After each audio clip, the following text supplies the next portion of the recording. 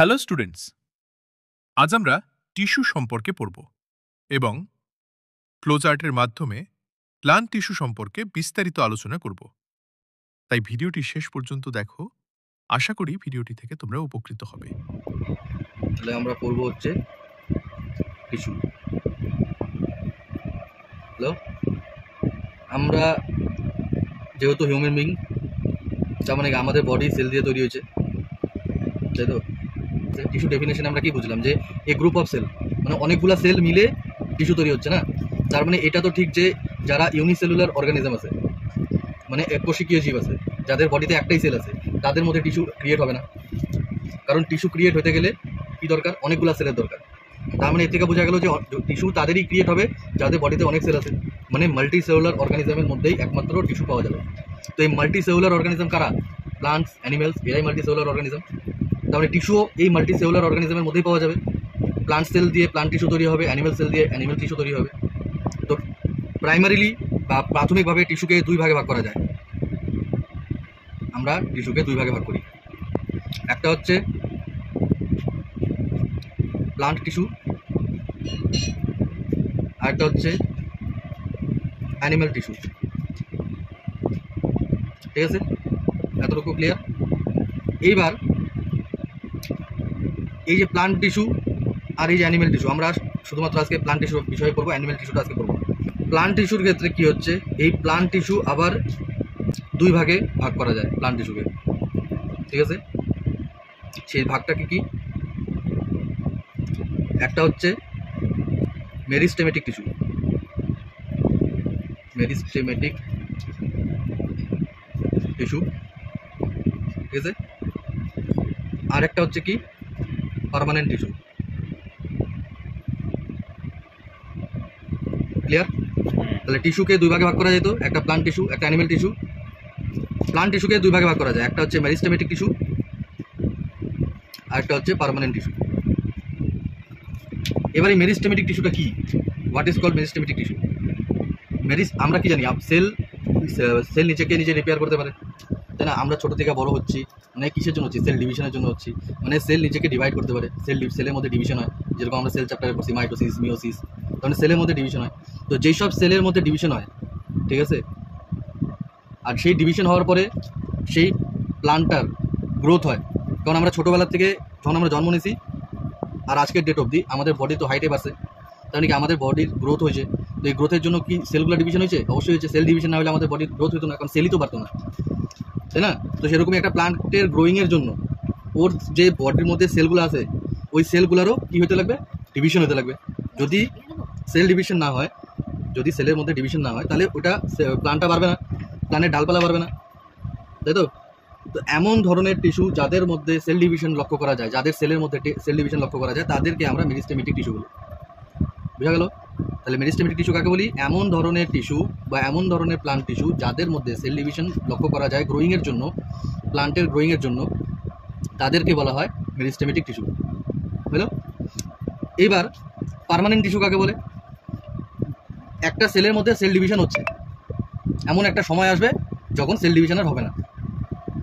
যখন cell division হবে না, তখন সেলটা আর বাড়তেও পারবে না, ও পার্মানেন্ট হয়ে যাবে। ঠিক আছে? তো যখন সেলের মধ্যে সেল ডিভিশনের ক্ষমতা নষ্ট হয়ে যায় বা শেষ হয়ে যায়, তখন গিয়ে যেই পজিশনটা দাঁড়ায় ওই টিস্যুটার, তখন আমরা সেটাকে বলি পার্মানেন্ট টিস্যু। তো এই মেরিস্টেমেটিক টিস্যু থেকে পার্মানেন্ট টিস্যুতে যাওয়ার যে প্রক্রিয়া, সেটাকে আমরা বলি ডিফারেন্সিয়েশন। ডিফারেন্সিয়েশন, বুঝা গেল? তো মেরিস্টেমেটিক টিস্যু থেকে পার্মানেন্ট টিস্যুতে কনভার্ট হওয়ার প্রক্রিয়াকে ডিফারেন্সিয়েশন বলে। মেরিস্টেমেটিক টিস্যু কাকে বলে? এমন ধরনের টিস্যু যাদের সেলগুলা গ্রোয়িংয়ের জন্য জিম্মেদার, এবং তার জন্য সেই টিস্যুর সেলগুলোকে বিভাজিত হতে হয় বা সেল ডিভিশন হতে হয়, এমন ধরনের টিস্যুদেরকে মেরিস্টেমেটিক টিস্যু বলে। আর যখন ওই মেরিস্টেমেটিক টিস্যুর মধ্যে সেল ডিভিশন করার ক্ষমতা নষ্ট হয়ে যায়, তখন ওরা একটা পার্মানেন্ট শেপ আর সাইজ নিয়ে থাকে, বৃদ্ধি টিদ্ধি কোনো কিছু হবে না, পার্মানেন্ট শেপ অ্যান্ড সাইজ নিয়ে থাকে, তখন সেটাকে বলা হয় পার্মানেন্ট টিস্যু। এইবার এই যে মেরিস্টেমেটিক টিস্যু, এই মেরিস্টেমেটিক টিস্যুকেও তিন ভাগে ভাগ করা যায়। কয়ভাবে ভাগ করা যায়? তিন ভাগে ভাগ করা যায়। ঠিক আছে, কী কী? একটা হচ্ছে এপিক্যাল মেরিস্টেম, আরেকটা হচ্ছে ইন্টারক্যালারি মেরিস্টেম,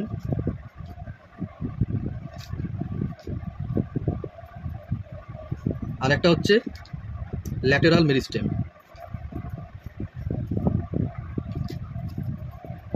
হ্যালো, তাহলে মেরিস্টেমেটিক টিস্যুকে 3 ভাগে ভাগ করা যায়।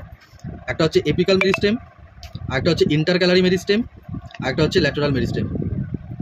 এইবার এখন আমরা বুঝবো যে এপিক্যাল মেরিস্টেম কাকে বলে, ইন্টারক্যালারি মেরিস্টেম কাকে বলে, আর ল্যাটেরাল মেরিস্টেম কাকে বলে। এই তিনটাও কিন্তু টিস্যুই, apical meristematic tissue, intercalary meristematic tissue, lateral meristematic tissue, এই তিনটাও টিস্যুই।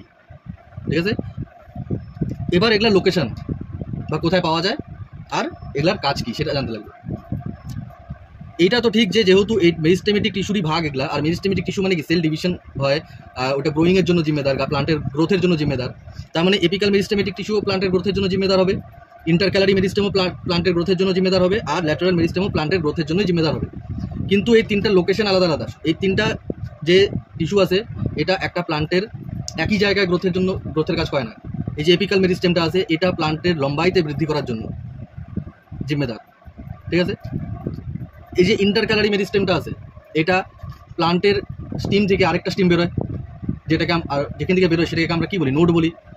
তো ওই নোডের বৃদ্ধির জন্য জিম্মেদার হচ্ছে ইন্টারক্যালারি মেরিস্টেম। ঠিক আছে, ল্যাটেরাল মেরিস্টেম গাছের পার্শ্ব বৃদ্ধি ঘটে। গাছ একটা যখন আমরা চারা গাছ লাগাই তখন তো এটা চিকনা থাকে, কিন্তু যত এটা ম্যাচিওর হয় তত গাছটা মোটা হতে থাকে। তার মানে কি ওর ক্যাম্বিয়ামে বৃদ্ধি হচ্ছে। ক্যাম্বিয়াম এমনকি গাছের ছাল। ঠিক আছে, তো ওর ক্যাম্বিয়ামে বৃদ্ধি হচ্ছে দেখি গাছের বৃদ্ধে বৃদ্ধি পাচ্ছে, চওড়া হচ্ছে গাছটা। তো ওইখানে থাকে ল্যাটেরাল মেরিস্টেম। এটা গেল ওভারভিউ। ঠিক আছে, যদি পিকচারাইজ করে দেখাই, সাপোজ এটা একটা চারা গাছ আছে, এটা তো নিচে রুট আছে, এটা রুট। ঠিক আছে,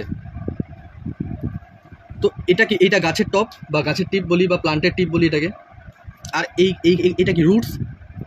যখন একটা চারা গাছ আমরা নিয়ে আসি ওর রুটস বা জার বা শিকড় ছোট থাকে, কিন্তু যত গাছটা বড় হয় ওর শিকড়ও বড় হতে থাকে। তো যেহেতু বড় হচ্ছে মানে কি লম্বাইতে বৃদ্ধি হচ্ছে, তো শিকড়ের বা রুটের টিপ কি পাওয়া যায়, অ্যাপিক্যাল মেরিস্টেম পাওয়া যায়। টিপ টিপ টিপ মানে ভেতর না, টিপ মানে হচ্ছে এটা একটা রুট, এটা শীর্ষভাগ। সেরকমই প্লান্টের যে টিপ, প্লান্টের এই টিপের মধ্যে পাওয়া যায় এপিক্যাল মেরিস্টেম। কারণ প্লান্টটা যে বড় হচ্ছে ওর তো এইখান থেকেই তো বৃদ্ধি পাচ্ছে না, এখান থেকেই তো বৃদ্ধি পায় পায় পায় পায় গাছটা বড় হচ্ছে। আর যেটা রুট বৃদ্ধি পাচ্ছে, রুটটাও তো এখান থেকেই বৃদ্ধি পাচ্ছে। তো এপিক্যাল মেরিস্টেম কোথায় পাওয়া যাচ্ছে, লোকেশন কি হবে, tips of root and stem. বোঝা গেল কোথায় পাওয়া যাচ্ছে এপিক্যাল মেরিস্টেম। এপিক্যাল মেরিস্টেমকে হিন্দিতে বলে শীর্ষস্থ বিভাজক উত্তক, বাংলাতে বলে শীর্ষ বিভাজক কলা। হ্যালো, এটার ফাংশন মানে কাজ, আর এটার কাজ কি, এটার কাজ প্লান্টের গ্রোথে বৃদ্ধি হেল্প করা, two help in growth of plant. এবার আসি ইন্টারক্যালারি মেরিস্টেম। তো এটার লোকেশন কোথায়, এটাও একটা প্লান্টের গ্রোথেই সাহায্য করবে, কারণ যেহেতু এটা মেরিস্টেমেটিক টিস্যু, এটাও সেল ডিভিশন হয়। তো সেল ডিভিশন হয় মানে সেল বৃদ্ধি পায়, একটা সেল থেকে আরেকটা সেল তৈরি হয়, তার মানে এটাও গ্রোথেরই কাজ করবে। ঠিক আছে, কিন্তু কোথায় পাওয়া যাবে এটা পাওয়া যায় নোডস অ্যান্ড ইন্টারনোডস অফ প্লান্টস। বোঝা গেল, নোটস কোনগুলা, এই যে এই জায়গাটাকে নোটস বলে, এই জায়গাটাকে নোটস বলে, এই জায়গাটাকে নোটস বলে। এরপরে function, two help in growth of plants. এবার ল্যাটেরাল মেরিস্টেম মানে এটাকে আমরা বাংলাতে বলি পার্শ্ব বিভাজক কলা, হিন্দিতে বলে পার্শ্ব বিভাজক উত্তক। টিস্যুকে হিন্দিতে উত্তক বলে। ঠিক আছে, তো এই ল্যাটেরাল মেরিস্টেম, ল্যাটেরাল মানে পার্শ্ব বিভাজক কলা বা পার্শ্ব বিভাজক কলা, নামই বোঝা যাচ্ছে যে তার মানে এটা পাশে থাকবে, গাছের দুই পাশে থাকবে। তাহলে লোকেশন কোথায় হবে, ফাউন্ড ইন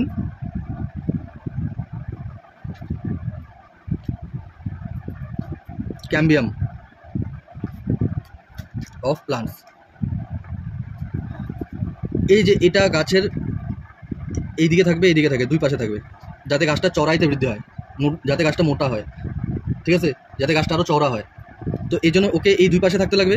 যদি এই দুই পাশে থাকে তাহলে ও সেল ডিভিশন করে ও বড় হবে আরও। তাহলে এটা ফাংশন কি হবে? ফাংশন হবে to help in growth in breadth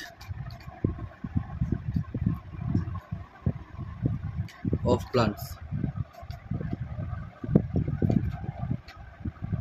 তো এটা গেল ইন্টারক্যালারি মেরিস্টেমের লোকেশন অ্যান্ড ফাংশন, এটা হচ্ছে ল্যাটারাল মেরিস্টেমের লোকেশন অ্যান্ড ফাংশন, এটা হচ্ছে অ্যাপিক্যাল মেরিস্টেমের লোকেশন অ্যান্ড ফাংশন।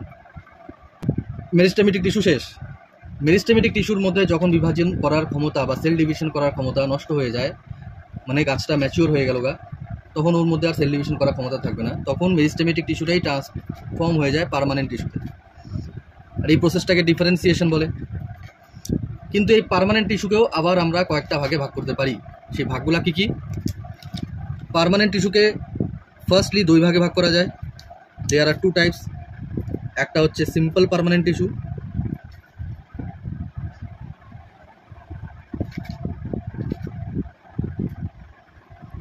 আর একটা হচ্ছে কমপ্লেক্স পার্মানেন্ট টিস্যু।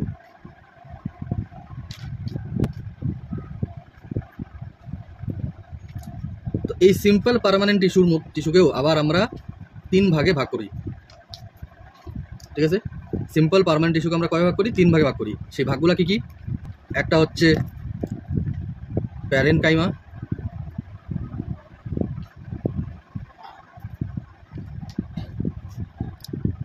আরেকটা হচ্ছে কোলেনকাইমা,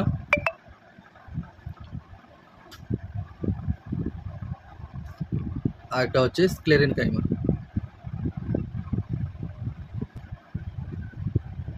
বোঝা গেল? এখন এই প্যারেনকাইমা হচ্ছে একটা লিভিং সেল, তাহলে এটা একটা লিভিং সেল। হ্যালো, এর কাজ কি? প্যারেনকাইমার কাজ হচ্ছে স্টোরিং অফ ফুডস। হ্যালো, এইবার এই প্যারেনকাইমাকেও আমরা আরও দুই ভাগে ভাগ করতে পারি। এই প্যারেনকাইমাকে আমরা দুই ভাগে ভাগ করতে পারি। কি কি? একটা হচ্ছে ক্লোরেনকাইমা,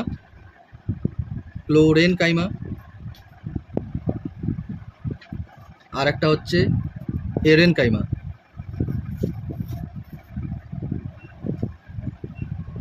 একটা ক্লোরেনকাইমা আর একটা এরেনকাইমা। এখন ক্লোরেনকাইমা কাকে বলবো বা ক্লোরেনকাইমা কি? যেসব প্যারেনকাইমার মধ্যে বা যেসব প্যারেনকাইমাটিক সেলের মধ্যে বা টিস্যুর মধ্যে, যেসব প্যারেনকাইমা টিস্যুর মধ্যে ক্লোরোফিল নামক পিগমেন্ট পাওয়া যায়, ঠিক আছে, তাদেরকে বলা হয় ক্লোরেনকাইমা। তাহলে যে সকল প্যারেনকাইমা টিস্যুর মধ্যে ক্লোরোফিল পিগমেন্ট পাওয়া যায় এবং তারা ক্লোরোফিল থাকলে অবশ্যই ফটোসিনথেসিস করবে এবং তারা ফটোসিনথেসিস করতে পারে, তার সেই সকল টিস্যুকে বলা হয় ক্লোরেনকাইমা। বোঝা গেল? তাহলে ক্লোরেনকাইমা কাকে বলে? সাম parenchyma has chlorophyll pigment and they do photosynthesis.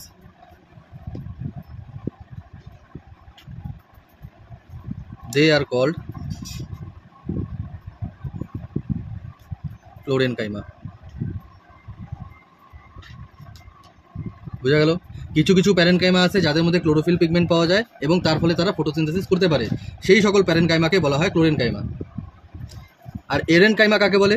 কিছু কিছু প্যারেনকাইমা, যেরকম আমরা পুকুরে বা নদীতে অনেক সময় অনেক প্লান্টকে, কচুরিপানা হোক, পদ্মফুল হোক, ভাসে থাকতে দেখি। তো অ্যাকোয়াটিক প্লান্ট, জলীয় উদ্ভিদকে আমরা অ্যাকোয়াটিক প্লান্ট বলি। তো জলীয় উদ্ভিদরা যে জলের মধ্যে ভাসে থাকে তার তো কোনো রিজন আছে, ভাসা কেন থাকে? তো ভাসার জন্য থাকে যে ওই অ্যাকোয়াটিক প্লান্টের প্যারেনকাইমার মধ্যে কিছু এয়ার ক্যাভিটি পাওয়া যায়, মানে বায়ু গহ্বর পাওয়া যায় যার মধ্যে এয়ার ভরা থাকে। যেরকম গুব্বারা যে আছে বা বেলুন যে আছে ওর মধ্যে হাওয়া ভরা থাকে দেখি গ্যাস বেলুন উপরে উঠে বা হাওয়াতে ভাইসা থাকে কিছুক্ষণের জন্য, সেরকমই কিছু কিছু প্যারেনকাইমা এমন আছে অ্যাকোয়াটিক প্লান্টে, কিছু কিছু অ্যাকোয়াটিক প্লান্টের প্যারেনকাইমাদের মধ্যে এয়ার ক্যাভিটি পাওয়া যায়, যার মধ্যে এয়ার ভরা থাকে, আর যার জন্য তারা জলের মধ্যে ফ্লোট করতে পারে, মানে ভাইসে থাকতে পারে। সেই সকল প্যারেনকাইমা টিস্যুকে এয়ারেনকাইমা বলা হয়, কারণ সেই সব প্যারেনকাইমার মধ্যে এয়ার ভরা থাকে, এয়ারের থেকে এয়ারেনকাইমা। তাহলে এখানে আমি বলতে পারি in some aquatic plants their parenchyma has large air cavity and air fills on it, so the plants can float in water. So this type of parenchyma called parenchyma. তাহলে প্যারেনকাইমা একটা লিভিং সেল, মানে parenchyma যে টিস্যুগুলো যে sell দিয়ে তৈরি সেটা living sell দিয়ে তৈরি। প্যারেনকাইমার কাজ হচ্ছে ফুড স্টোর করে রাখা। প্যারেনকাইমাকে দুই ভাগে ভাগ করা যায়, ক্লোরেনকাইমা, এরেনকাইমা। ক্লোরেনকাইমা কাকে বলে? কিছু কিছু প্যারেনকাইমা এমন আছে যাদের মধ্যে ক্লোরোফিল পিগমেন্ট পাওয়া যায় এবং তারা ফটোসিনথেসিস করতে পারে, সেই সকল প্যারেনকাইমাকে ক্লোরেনকাইমা বলা হয়। এরেনকাইমা কাকে বলে? কিছু কিছু অ্যাকোয়াটিক প্লান্টের প্যারেনকাইমার মধ্যে এয়ার ক্যাভিটি পাওয়া যায়, যার মধ্যে এয়ার ভরা থাকে এবং তার ফলে সেই অ্যাকোয়াটিক প্লান্টসগুলো জলের মধ্যে ভাসে থাকতে পারে, যার জন্য সেই অ্যাকোয়াটিক প্লান্টের প্যারেনকাইমাকে এরেনকাইমা বলা হয়। এইবার আসি কোলেনকাইমাতে। আর কোলেনকাইমা কি? কোলেনকাইমার যে সেলগুলো থাকে সেটাও লিভিং সেল, ঠিক আছে? এটার কাজ কি? এটার কাজ হচ্ছে to give mechanical support to the plant. আরেকটা কাজ কি? Provide flexibility to the plant, ঠিক আছে? একটা কাজ হচ্ছে to give mechanical support to the plant, আর আরেকটা কাজ হচ্ছে provide flexibility to the plant. Flexibility মানে আমরা গাছের ডালপালাকে কিছুটা পর্যন্ত না ভাঙিয়ে বেঁকাতে পারি, তো ওইটাকে বলে ফ্লেক্সিবিলিটি। লাউ গাছ বা কুমড়া গাছ, ঠিক আছে, ওগুলা কি হয়? ওগুলা যদি আমরা পুঁতে দিই, যখন ওরা বড় হয় তখন ওরা আস্তে আস্তে উপরে উঠে, কোনো কিছু সাহারা বা অবলম্বন করে উপরে উঠে। তো ওদের মধ্যে একটা এরকম ধরনের স্ট্রাকচার দেখা যায় না, যেটা বাঁশের মধ্যে বা গাছ থেকে বাড়ায়, যেটা এরকম এরকম, ওইটাই তো কোনো বাতা বুতার মধ্যে জড়ায় ওটা উপরে উঠে, দেখছো না? তো এই জিনিসটাকে বলা হয় টেন্ড্রিল। কি বলে? টেন্ড্রিল বলে এটাকে। তো টেন্ড্রিলের মধ্যে কোলেনকাইমা পাওয়া যায়, আর এই টেন্ড্রিলটা তো ফ্লেক্সিবল না, তুমি নিয়ে এটাকে এভাবে নিয়ে ছেড়ে দিলা, ওইটা আবার একই জায়গায় চললো। তো এই ফ্লেক্সিবিলিটিটা প্রদান করে হচ্ছে কোলেনকাইমা, ঠিক আছে? এটার আরেকটা পয়েন্ট হচ্ছে কোলেনকাইমার যে কর্নারগুলা, কোলেনকাইমা টিস্যুর যে কর্নারগুলা, এই কর্নারগুলা অনেকটা ঠিক হয় বা মোটা হয়, বোঝা গেল? কর্নারগুলা কি হয়? অনেকটা মোটা হয়। কেন হয়? এখানে ডেড সেল থাকে, এখানে ডেড সেল জমা হয়ে থাকে। এবার আসি স্ক্লেরেনকাইমাতে। স্ক্লেরেনকাইমার যে সেলগুলো থাকে সেগুলো হয় ডেড সেল, ঠিক আছে? এটার কাজ কি? এটার কাজ হচ্ছে বা ফাংশন হচ্ছে টু গিভ বা to provide mechanical strength to the plant. আগেটা কি ছিল? Mechanical support to the plant. Collenchyma mechanical support দিত, স্ক্লেরেনকাইমা প্লান্টকে মেকানিক্যাল স্ট্রেংথ দেয়, মানে শক্তি প্রদান করে, ঠিক আছে? আর এর সেলগুলো হয় ডেড সেল। আর এটা কোথায় পাওয়া যায়?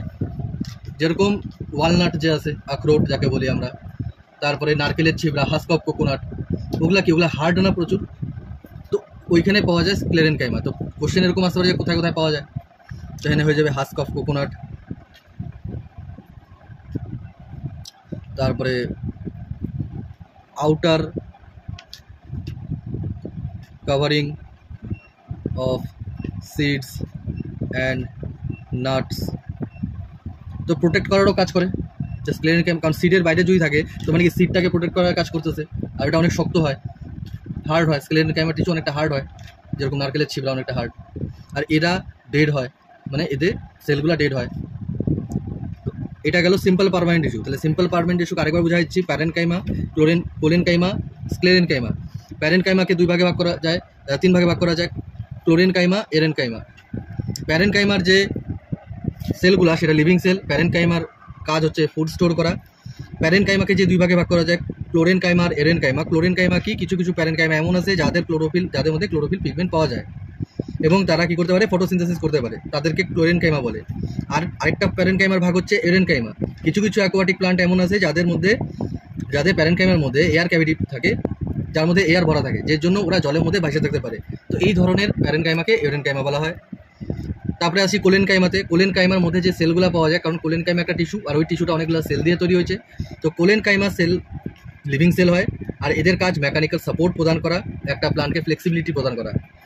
যেরকম কোনো গাছের টেন্ড্রিল হয়ে গেল, ঠিক আছে, তো এটা পাওয়া যায় কোথায়, লোকেশন টেন্ড্রিলে। স্ক্লেরেন কাইমা আসি। স্ক্লেরেন কাইমাও সিম্পল পার্মানেন্ট টিস্যুর একটা ভাগ। স্ক্লেরেন কাইমার যে সেলগুলো সেটা ডেড সেল হয়। স্ক্লেরেন কাইমা কি করে, মেকানিক্যাল স্ট্রেংথ প্রদান করে, আর কি করে, কোনো প্লান্ট, কোনো সিড এগুলাকে প্রোটেক্ট করার কাজ করে, ঠিক আছে। কোথায় পাওয়া যায়, নারকেলের ছাল বা যাকে হাস্ক অফ কোকোনাট বলা হয়। আর কোথায় পাওয়া যায়, outer covering of seed and nuts, ঠিক আছে। এবার আসি complex permanent tissue. Complex permanent tissue, এই কমপ্লেক্স পার্মানেন্ট টিস্যুকে 2 ভাগে ভাগ করা যায়। একটা হচ্ছে জাইলেম, আর একটা হচ্ছে ফ্লোয়েম,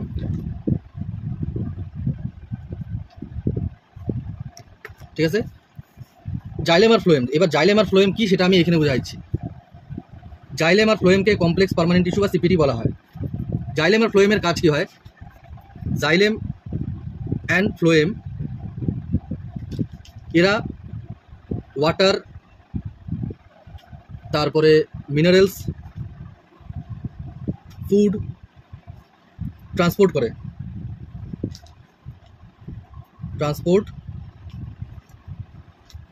করে every part of the plant, তাই না।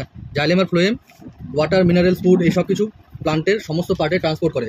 যেহেতু ট্রান্সপোর্টেশনের কাজ করে, জাইলেম আর ফ্লোয়েম যেহেতু ট্রান্সপোর্টেশনের কাজ করে, সেই জন্য জাইলেম আর ফ্লোয়েমকে আরেকটা নামেও জানা যায়, সেটা হচ্ছে ভ্যাসকুলার টিস্যু।